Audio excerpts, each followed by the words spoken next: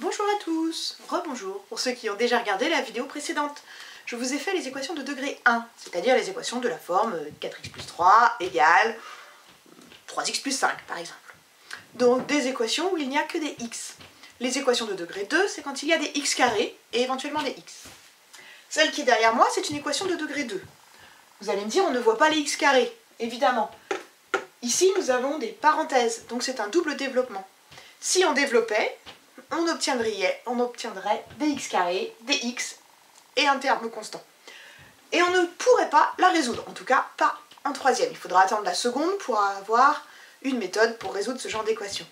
Mais quand on a la chance d'avoir une équation qui est déjà factorisée, factorisée, ça veut dire sous la forme d'un produit. Donc quelque chose fois quelque chose.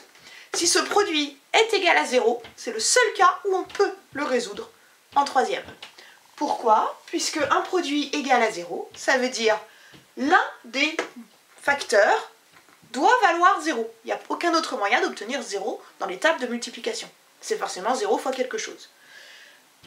Donc quand vous avez ce genre d'équation, vous écrivez la propriété, donc un produit est nul si l'un de ces facteurs est nul. Alors c'est l'un au moins, parce que les deux pourraient être égales à 0, ça ferait deux solutions. Nous on les cherche toutes, donc de toute façon on va chercher si le premier vaut 0 et si le premier vaut 0. Et dans les deux cas on obtiendra du coup deux nombres, donc deux solutions possibles. Que l'on choisisse l'une ou l'autre, on obtiendra 0 à la fin. Alors comment fait-on? Une fois qu'on a écrit la propriété, on l'applique. L'un des facteurs c'est 4x moins 3, qui vaut donc 0. Sinon, c'est que c'est l'autre. Donc on va écrire un ou. Et le deuxième facteur. Et on se retrouve avec deux équations. Toutes simples. C'est des équations de degré 1. En plus, les x sont déjà tous à gauche. Il ne nous reste qu'à déplacer le terme constant, c'est-à-dire le moins 3 ou le plus 8. Donc on retombe sur le cas précédent, équation de degré 1. Très facile à résoudre. Simplement, au lieu d'en avoir une, on en a deux. Et on fait les deux en même temps, en essayant de garder l'alignement. C'est-à-dire que là, mon signe égal doit être l'un en dessous de l'autre. Ça va me donner 4x égale 3. De l'autre côté, j'aligne le ou. Alors là, ça va être compliqué d'aligner le égal, mais on va essayer. C'est moins 5x égale. Je vous rappelle que pour faire disparaître le plus 8, il va falloir écrire moins 8. Plus 8, moins 8, ça s'annule. De ce côté-là, j'aurai donc 0 moins 8. Ça fait moins 8. Ici, pour le faire disparaître, j'ai dû faire plus 3. Je fais plus 3 des deux côtés. D'où le 0 plus 3, qui me donne 3 ici. Maintenant que les x sont à gauche et les nombres à droite, il me reste à diviser par le nombre qui est devant le x. Et on divise par ce nombre avec son signe. Donc là, je vais diviser par 4 des deux côtés, ce qui me donne 3 quarts. Et de l'autre côté, je vais diviser par moins 5. Parce que je veux un x tout seul. Je ne veux pas qu'il y ait de signe moins qui reste. Ce qui me donne x, et moins moins, ça fait plus, donc il me reste 8 cinquièmes. Soit je m'arrête ici, avec des fractions bien évidemment irréductibles, soit je donne une valeur décimale, quand elle existe, pour la fraction. Donc par exemple, 0,75 pour 3 quarts, c'est une valeur exacte, on peut l'écrire. Pour 8 cinquièmes, 1,6, c'est une valeur exacte aussi. Si jamais vous tombez sur une valeur approchée, donc je vous rappelle, 8 ou 9 chiffres derrière la virgule, un écran de calculatrice rempli, ça veut dire une valeur approchée. Inutile de m'écrire tous les chiffres, il y en a plusieurs milliards, c'est une valeur approchée, je n'en veux pas. Valeur exacte, sinon fraction irréductible. Vous vérifiez que vous en avez 2, et vous pouvez à la calculatrice vérifier en remplaçant x par l'une ou l'autre des valeurs. Dans les deux cas, l'une des parenthèses va faire 0, donc le résultat sera nul. Et vous avez fini la résolution. N'oubliez pas la petite propriété, il faut l'écrire. Quand vous faites plusieurs équations produites dans le même exercice, vous ne l'écrivez qu'une fois pour tout l'exercice. J'espère que c'est bon pour les équations produites. On va passer aux équations carrées. Donc ce sont également des équations de degré 2.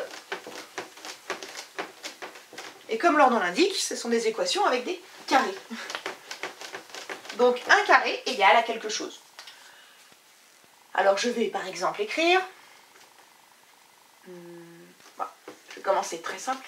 Si j'écris x au carré égale 49, j'ai donc un carré égal à quelque chose. Et on a appris la définition de la racine carrée. La racine carrée, c'est le nombre qui, au carré, vaut 49. Le nombre qui, au carré, vaut 49, ça va être bien évidemment racine de 49, c'est-à-dire 7, mais ça peut être aussi moins 7, puisque moins moins, ça fait plus. Donc on a moins racine de 49, c'est-à-dire moins 7. Donc quand on veut supprimer le carré disparaît, la racine apparaît, pour ceux qui se souviennent de ma petite phrase qu'on a vue sur Pythagore. Donc pour supprimer le carré, il faut faire apparaître la racine. Mais attention, degré 2, ça veut dire deux solutions, ça veut dire deux nombres possibles. La racine ou moins la racine. Donc 7 ou moins 7. Ça, c'est le principe général pour une équation carrée. Évidemment, on va essayer de vous piéger un petit peu sur les carrés. Par exemple, si je vous écris 16x au carré égale 25, faites attention, il faut bien que ce soit un carré. Or là, c'est x qui est au carré uniquement. Donc, il faut me l'écrire sous la forme quelque chose au carré. Et heureusement, vous avez appris les carrés parfaits. Donc 16, vous savez que c'est le carré de 4. Donc ça, c'est 4x. Si on le met au carré, on obtiendra bien 16x au carré. Donc c'est 4x qui, mis au carré, va faire 25. C'est donc 4x qui vaut racine de 25 ou moins racine de 25. Donc 4x égale 5 ou 4x égale moins 5. Vous retombez sur le même genre d'équation que celle d'avant, comme l'équation produit. On se débarrasse du 4 et on a 5 quarts ou moins 5 quarts.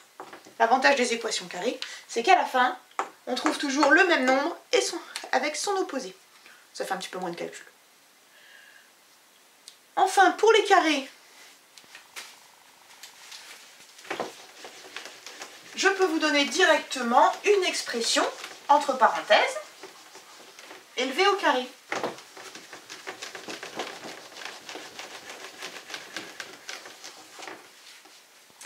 Par exemple, 3x moins 5 au carré égale